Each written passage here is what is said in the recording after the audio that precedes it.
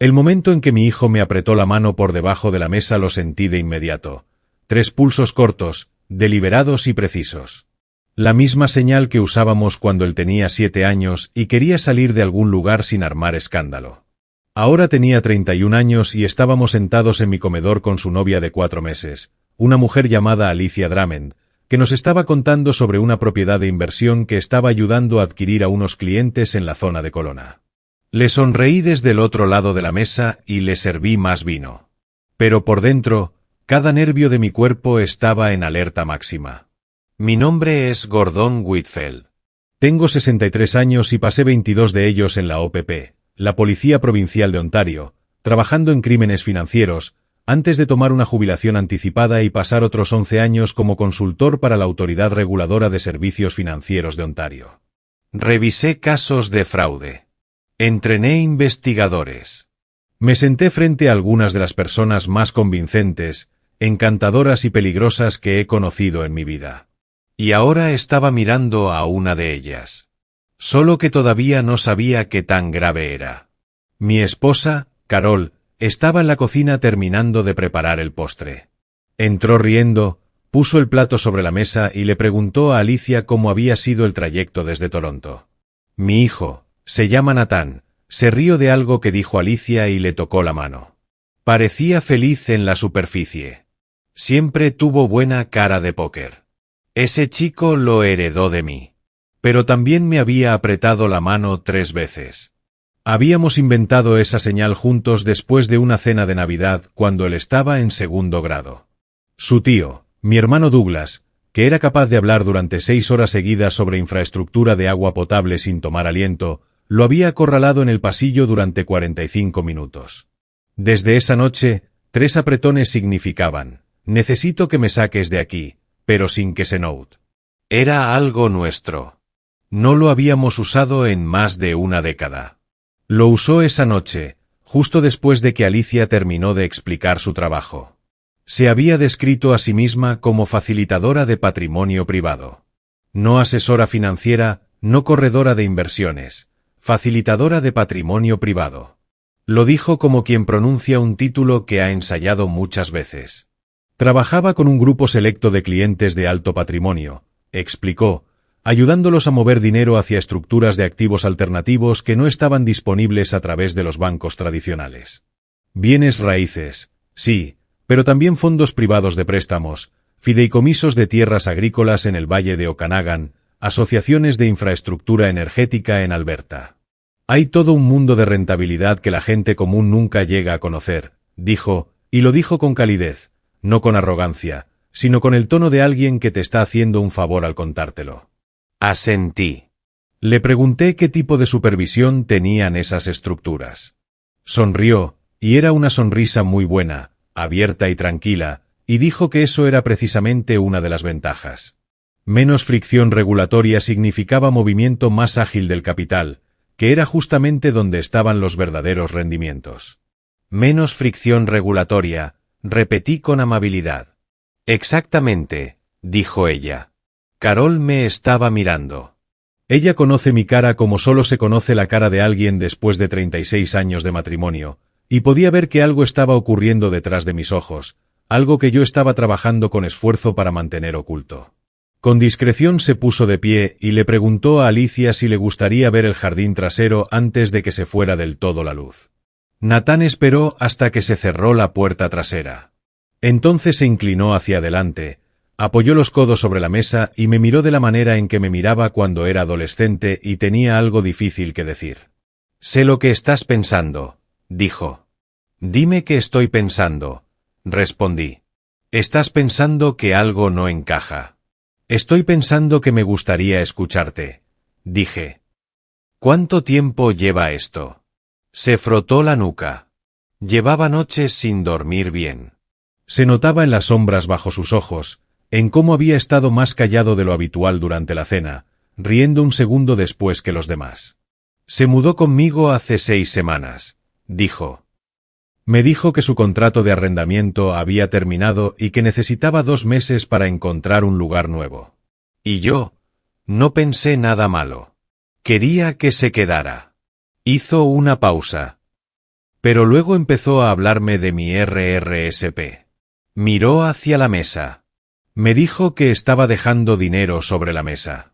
Que podía mostrarme cómo reestructurarlo en algo que creciera 3 veces más rápido, y que todo sería legal, solo que no era algo que los asesores convencionales recomendarían jamás porque ellos ganan sus comisiones manteniéndote en fondos de inversión. Mantuve la voz completamente serena. ¿Cuánto te ha pedido que muevas? Todavía no ha pedido. Ha estado preparando el terreno. Me mostró documentos, los llamó prospectos, de algo llamado el Fondo de Capital Privado Lakesore. Parecía real.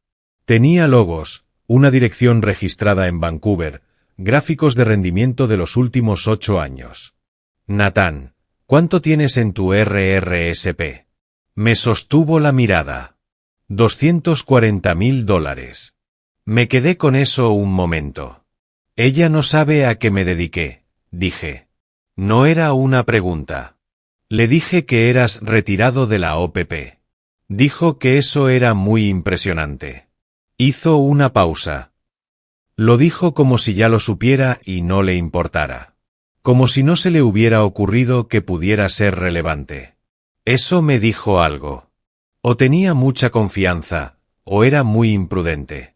Y en mi experiencia, ambas cosas solían ser la misma persona en etapas distintas de la misma carrera. ¿Te ha mostrado contratos? ¿Algo que te haya pedido que firmes? Me mandó algo por correo la semana pasada. Lo llamó un acuerdo de suscripción. Dijo que no había prisa, pero que la próxima ventana de admisión del fondo cierra a fin de mes. Urgencia artificial.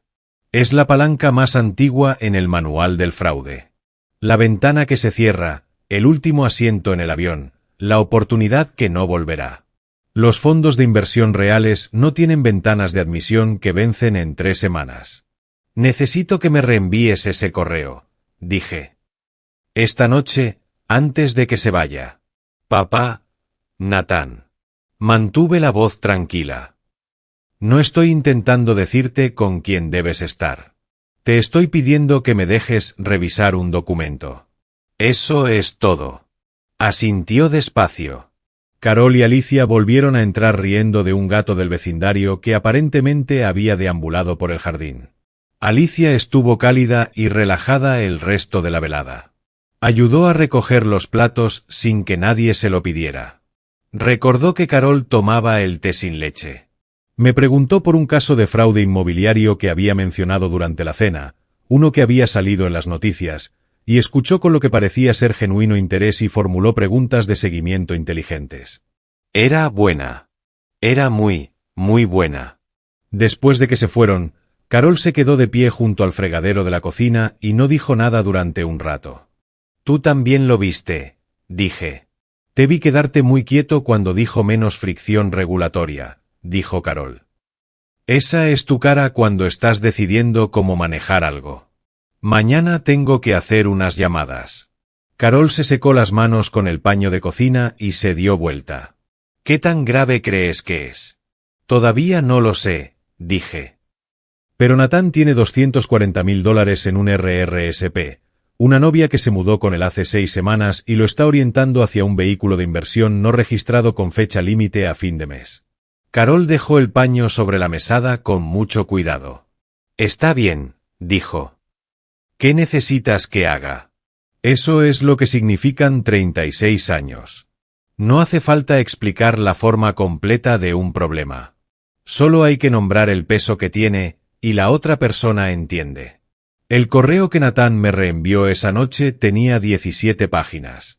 Estaba formateado con profesionalismo, fuentes limpias, membrete con marca de agua de algo llamado Lakesore Private Capital Corporation, una dirección registrada en la calle West Georgia en Vancouver, y una sección de divulgaciones al final escrita en lenguaje legal denso que la mayoría de la gente ojearía sin leer. Yo no lo ojeé.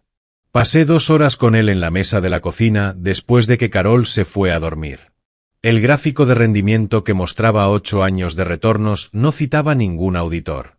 La sección sobre protecciones para los inversores hacía referencia a algo llamado el Programa de Garantía para Inversores de Lakesore Capital, que se describía en un documento aparte que no estaba adjunto ni enlazado. El monto mínimo de suscripción era de $25.000, con una asignación preferencial disponible para compromisos superiores a $100.000. La estrategia declarada del fondo involucraba facilidades de crédito privado garantizadas por activos físicos, lo que era un lenguaje que podía significar casi cualquier cosa, o nada en absoluto.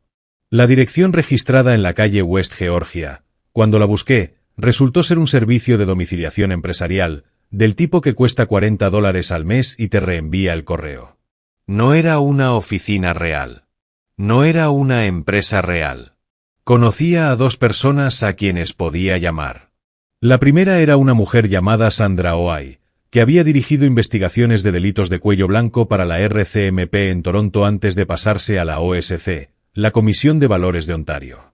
Nuestros caminos se habían cruzado en 3 casos distintos a lo largo de los años, y ella no me debía nada. Pero nos respetábamos mutuamente en el trabajo, y me contestó el teléfono. El segundo era un hombre llamado Paul Trevick, que había sido contador forense para la Fiscalía de la Corona en Hamilton durante 20 años y ahora tenía su propio despacho. Paul podía mirar un documento financiero y decirte en 20 minutos si los números habían sido construidos para engañar. Les escribí a los dos esa noche y les pedí que pudiéramos hablar a la mañana siguiente. Sandra me llamó a las 8:15. Le di el nombre La Kesore Private Capital Corporation, la dirección de West Georgia y el nombre de Alicia Drummond. Se quedó en silencio un momento. «Dame una hora», dijo. Paul llamó a las 8:45. Le leí fragmentos del acuerdo de suscripción por teléfono y me interrumpió 2 veces para pedirme que repitiera algunas cosas. Cuando terminé, estuvo en silencio tanto tiempo que pensé que se había cortado la llamada. «Gordon», dijo finalmente, «la sección sobre garantías de activos, los activos físicos que supuestamente respaldan las facilidades de crédito, no hay ninguna descripción de qué son esos activos». «Ninguna. Un fondo de crédito privado real tendría un anexo. Listarían las garantías. Aquí no hay nada. Es un marco sin cuadro. Podrías colgar cualquier cosa dentro, o nada. Si alguien invirtiera y el fondo dijera que los activos se depreciaron o que la facilidad de crédito entró en mora, no habría manera de verificar que alguna vez existió nada». Sandra volvió a llamar a las 9:50. «Es real», dijo Sandra, y pude escuchar esa particular frialdad en su voz que significaba que esto no iba a ser sencillo. Alicia Drummond, 34 años, criada en Sudbury, estudió Administración de Empresas en la Universidad de Wilfrid Laurier, trabajó 3 años en una firma legítima de gestión patrimonial en Mississauga antes de que la despidieran. La firma presentó una queja ante la FSRA. El expediente está cerrado, pero existe. ¿Cuál era la queja? Relación inapropiada con un cliente. El cliente era un viudo de 68 años. Movió $70.000 a un fondo privado por recomendación de ella antes de que la firma lo detectara. El fondo no tenía ningún registro. El dinero desapareció. El cliente se negó a presentar cargos penales. Presión familiar. Al parecer estaba avergonzado. Cerré los ojos brevemente. Ahí estaba. Un ensayo. Una versión más pequeña de la misma jugada. Ensayada, refinada, aplicada de nuevo. ¿La Kesore está registrada en algún lugar? No. No existe ningún fondo con ese nombre en ninguna provincia. Entonces está ejecutando un fraude descarado. Así parece. La pregunta es si podemos conseguir suficiente para actuar antes de que tome el dinero y cierre la ventana, por así decirlo. Sandra hizo una pausa. ¿Qué tan cerca está del momento de pedirle que invierta? El acuerdo de suscripción ya fue enviado. Fecha límite a fin de mes. ¿Cuánto está en riesgo? Los ahorros para el retiro de mi hijo. $240.000. Otra pausa, más corta esta vez. Sandra y yo habíamos trabajado casos durante años. Los dos habíamos estado frente a familias que lo habían perdido todo. Esta vez estaba más cerca de casa de lo que cualquiera de los dos estaba acostumbrado. Está bien, dijo. Tenemos que ser cuidadosos con cómo hacemos esto. Si se asusta, va a desaparecer. Hemos visto esto antes. Estos operadores tienen estrategias de salida. Perfiles personales limpios, huella física mínima, la capacidad de ser otra persona en otra ciudad en 48 horas. ¿Qué necesitas de mí? Necesito que Nathan acepte tener una reunión más con ella. Necesito que ella quede grabada en audio, haciendo el pitch de inversión y pidiéndole que comprometa fondos. En Ontario, puedes grabar una conversación en la que eres parte sin tener que informárselo a la otra persona. Si Nathan acepta reunirse con ella y la graba él mismo, con su propio teléfono, en su propia conversación, esa grabación es admisible. Nathan va a tener preguntas sobre esto. Lo sé. Pero Gordon, él vino a ti. Te mandó la señal. Ya sabe que algo está mal. Ha estado esperando que tú le digas cómo actuar. Tenía razón. Esa tarde fui en coche hasta el apartamento de Nathan. Me abrió la puerta con una camiseta puesta, el cabello todavía húmedo, y por su cara pude ver que había estado ansioso toda la mañana. Me senté en su sofá y le conté todo. La dirección de West Georgia, el auditor que faltaba, el análisis de Paul sobre el acuerdo de suscripción, la queja anterior en Mississauga, el viudo que perdió $70,000 y tenía demasiada vergüenza para presentar cargos. Nathan estuvo muy quieto durante todo eso. Me dijo que me amaba, dijo, sin rabia, solo en voz baja. De la manera en que la gente se queda en silencio cuando está procesando la arquitectura de algo en lo que había confiado por completo. Lo sé. Dijo eso la semana pasada. La primera vez, no dije nada.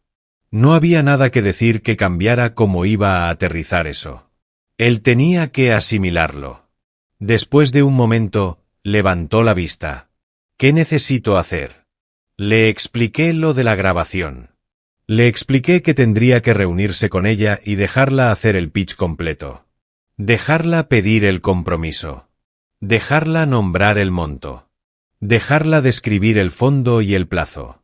Necesitaba no reaccionar de más, no darle ninguna señal de alarma, no darle ningún motivo para pensar que algo había cambiado.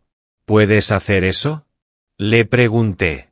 Me miró con esos ojos serenos que había tenido desde pequeño. Los que no parpadeaban ante las cosas difíciles. Pasé 6 semanas intentando convencerme de que estaba equivocado en lo que ya sabía, dijo. Sí, papá. Puedo sentarme frente a ella durante 1 hora. La llamó esa misma tarde y le dijo que había estado pensando seriamente en el acuerdo de suscripción y que tenía algunas preguntas antes de comprometerse. Le dijo que quería sentarse a conversar en persona, no seguir intercambiando mensajes. Ella propuso un café el jueves por la tarde. Estaba cálida, tranquila, complacida, todo calibrado con exactitud para que él no tuviera ningún motivo de alarma. El jueves por la mañana fui de nuevo en coche al apartamento de Nathan. Nos sentamos en su mesa de cocina y le expliqué exactamente qué hacer. El teléfono en el bolsillo delantero de la camisa, pantalla hacia adentro. Grabar desde la aplicación de notas de voz. Dejarla hablar. No apresurarse. Si ella hacía una pausa, dejar que el silencio se extendiera.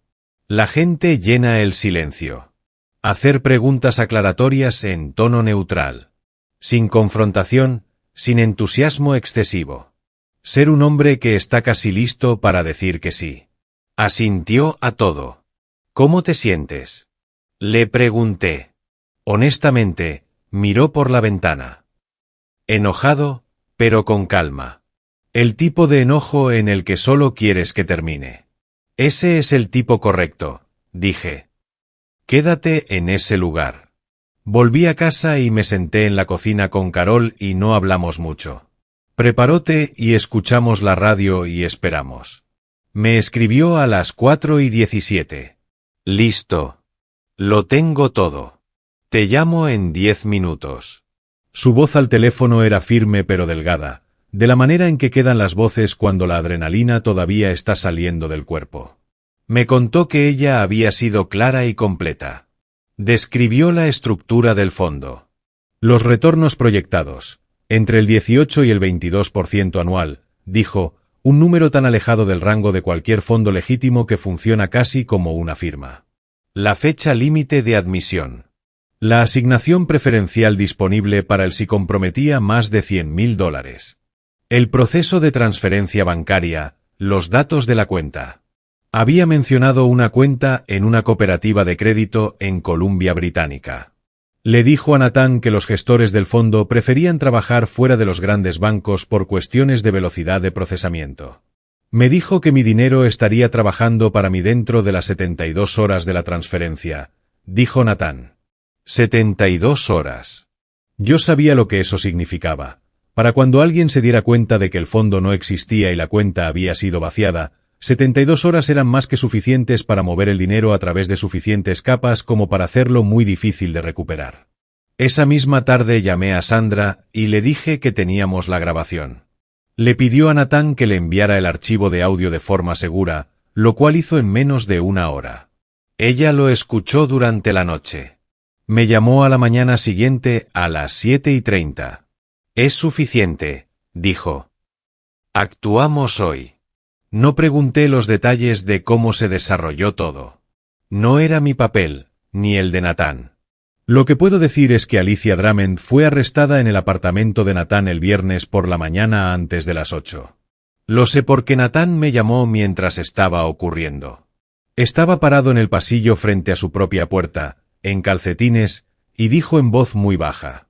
Ya están adentro, papá. Está pasando. Bien, dije. Ve a ponerte los zapatos. Sal afuera. Toma un poco de aire. La investigación que siguió reveló que Alicia había ejecutado variaciones del mismo esquema en otras 2 provincias. El fondo de capital privado Lakesore era uno de 3 vehículos fraudulentos que utilizaba. Entre todas sus víctimas, 8 personas en total que los investigadores pudieron identificar, las pérdidas totales superaron los $900.000.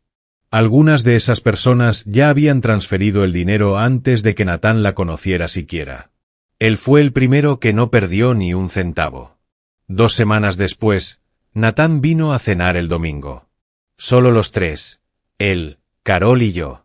Carol preparó su pollo asado, el mismo que ha estado haciendo desde que Nathan era un bebé, y nos sentamos en la misma mesa donde 4 meses de engaño cuidadoso y calculado habían estado a punto de consumarse. Nathan estuvo callado durante la mayor parte de la cena. No el silencio ansioso de antes, sino algo diferente, más asentado, el tipo que llega cuando algo difícil ya terminó. Ayudó a Carol con los platos sin que nadie se lo pidiera, como siempre hacía de pequeño. Y cuando ella subió a llamar a su hermana, él vino a sentarse frente a mí en la mesa de la cocina con las manos alrededor de su taza de café. Sigo preguntándome cómo no lo vi, dijo. Sí lo viste, dije. Por eso usaste la señal. Lo pensó. Me refiero a antes. Antes de que llegara tan lejos. Miré a mi hijo, a esta persona que había visto crecer desde un niño que necesitaba una señal secreta para escapar del monólogo de su tío sobre infraestructura de agua. Hasta un hombre que había sido capaz de sentarse con calma frente a alguien que estaba intentando destruir metódicamente su futuro financiero y mantenerse entero el tiempo suficiente para ayudar a detenerla. Nathan, dije, ella era muy buena en lo que hacía. Lo había hecho antes. Lo había refinado. Sabía exactamente qué palancas activar. El afecto, la confianza, la promesa de pertenecer a algo exclusivo que otros no tenían. Eso no es un fallo de tu inteligencia. Es el resultado de que ella invirtió una habilidad y una preparación significativas en engañarte. No se siente bien.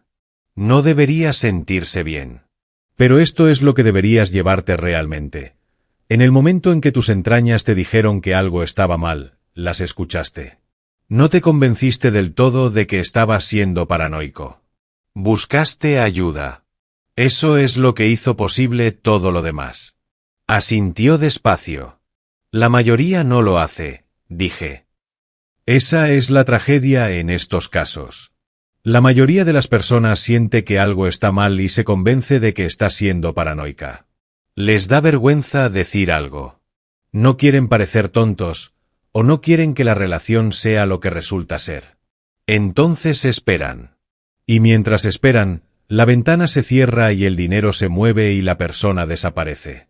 Nos quedamos un momento con el sonido de Carol hablando por teléfono arriba y la lluvia comenzando contra la ventana de la cocina. ¿Va a ir a prisión?, preguntó Nathan. Eso lo determinan los tribunales, dije. Lo que sí puedo decirte es que la evidencia es sólida. La grabación es clara. Y hay otras 8 personas que ahora tienen una posibilidad de que haya alguna forma de rendición de cuentas, porque tú no dejaste que terminara lo que empezó. Estuvo callado un momento. Entonces me alegra haberte escrito. A mí también, dije. Y Nathan, viniste a mí. Eso importa. No dejes de hacer eso nunca.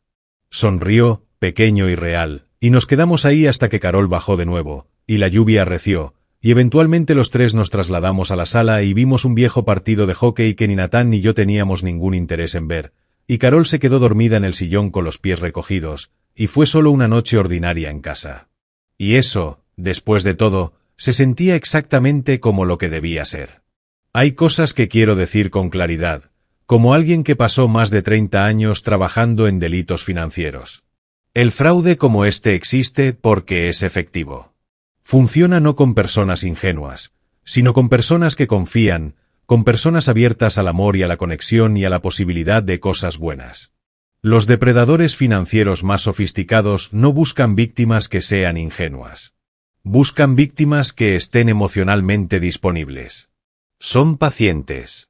Construyen calidez genuina antes de hacer una sola sugerencia financiera. Para cuando comienza la conversación sobre inversiones, la víctima ya está dentro de una relación que se siente real, porque en muchos sentidos lo es. El tiempo compartido, el afecto dado, la sensación de ser conocido y valorado. Las señales de alerta suelen ser visibles solo en retrospectiva, o para alguien desde afuera. Un retorno de inversión que suena demasiado alto. Cualquier cosa que supere consistentemente el 8 o 9% anual debería generar preguntas serias. Un fondo sin registro verificable ante los reguladores provinciales de valores. Una dirección comercial que resulta ser un servicio de domiciliación. Urgencia en torno a una fecha límite. Resistencia a permitir que un abogado o asesor financiero independiente revise los documentos. Estas no son garantías de fraude, pero sí son invitaciones a frenar y mirar con más atención. En Canadá, los fondos de inversión deben estar registrados ante los reguladores provinciales de valores. Puedes verificar cualquier fondo y cualquier asesor a través de la base de datos nacional de la Asociación de Administradores de Valores de Canadá en Securities Administrators K. Toma 3 minutos y no cuesta nada. Esos 3 minutos podrían ser los más importantes de tu vida financiera. Y esto, si alguien en tu vida llega a ti, de la manera que sea, con la señal que tenga, por favor escúchalo. Nathan usó una señal que inventamos para resolver el problema de un niño de 7 años. La usó porque una parte de él sabía, antes de que su mente consciente estuviera lista para decirlo en voz alta, que necesitaba que alguien desde afuera mirara lo que estaba pasando. Ese instinto vale más que cualquier documento financiero. Protégelo en las personas que amas y confía en él en ti mismo. No perdimos ni un centavo, pero estuvimos a punto de perderlo. Y la diferencia, al final, fue un hombre de 31 años sentado a la mesa del comedor apretando la mano de su padre 3 veces. Si tus entrañas te están diciendo algo, no es nada. Nunca lo es.